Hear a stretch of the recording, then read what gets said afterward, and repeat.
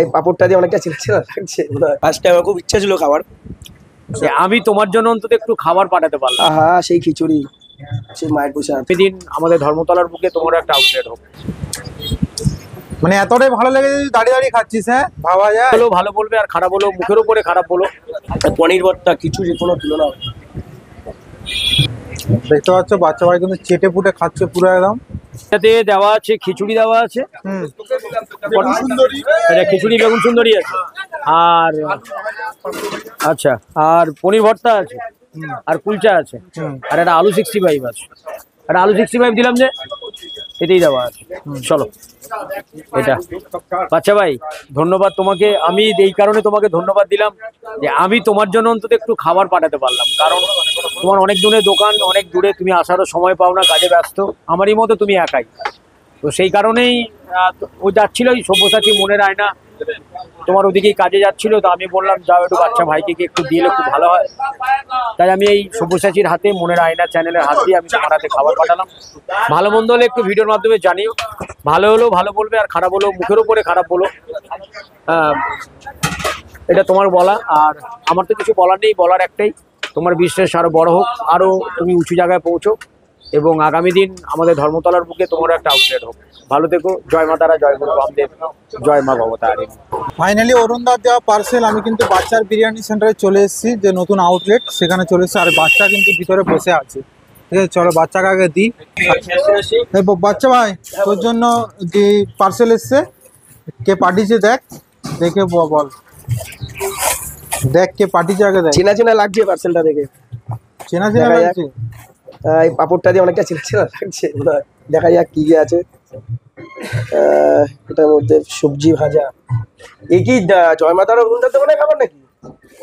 দেখ তো মনে হচ্ছে, দেখ কি মনে হচ্ছে তোর, কি কি পাঠিয়েছে। বাহ, আলু 65, আন্দাজে বললাম ঠিক তো? হ্যাঁ আলু 65,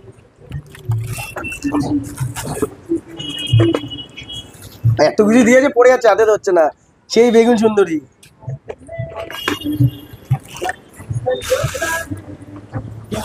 এবছর বিলটা কাট না। পনির ভর্তা, হ্যাঁ বুঝো গরম লাগছে তো ভাই ভিতরে, দোকানের মধ্যে ভাপার গরম লাগছে। এটা কি, এটা কি? আহা সেই খিচুড়ি, সেই মায়ের প্রসাদ। আর এটা মনে হচ্ছে সেই মশলা কুলচা নাকি? দেখ কি কি পাঠিয়েছে, খেয়ে দে বল কেমন লেগেছে। ভালো বল, ভালো হলে কি করে? আরে যতগুলো তুই খেতে পারিস বাকি তো স্টাফদের জন্য তো পাঠিয়েছে। এটাকে শুধু মুখে দেওয়া যাক,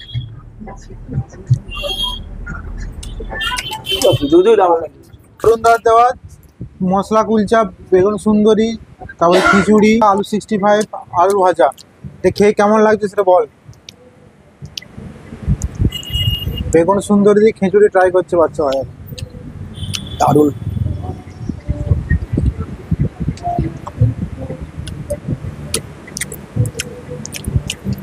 এর আগে কোনোদিন খেয়েছিস? ফার্স্টে আমার খুব ইচ্ছা ছিল খাবার, আচ্ছা প্রত্যেকটা খাবার দারুণ। আর পনির ভর্তাটা? পনির ভর্তা কুলচা দেখা, হ্যাঁ পনির ভর্তা কুলচা দিয়ে খাও।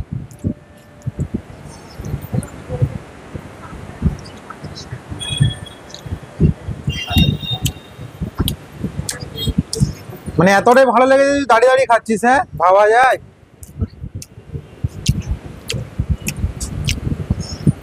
আর অরুণ দাই কি বলবি? হ্যাঁ খুবই ভালো খাবার, এবং সত্যিকারের মা তারার নামে আমি তুমি চলি তো, মায়ের নামে যারা চলে তাদের খাবার খারাপ হতে পারে না, এটা বুঝলাম আজকে।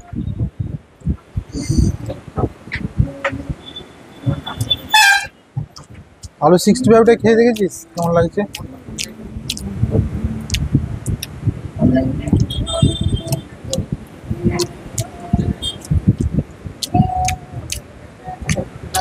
কেমন লাগছে? দারুণ।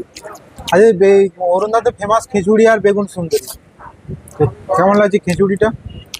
মানুষ এমনি এমনি অত দূর অতটা ভিড়ের মধ্যে দাঁড়িয়ে খায় না। আচ্ছা নিশ্চয়ই কিছু আছে খাবার।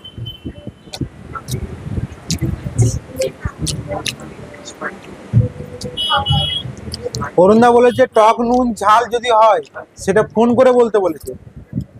ঠিক আছে, পার্সোনালি। আর যদি ভালো লাগে সেটা ভিডিওর মাধ্যমে বলতে বলছি। বলছি তো অবশ্যই।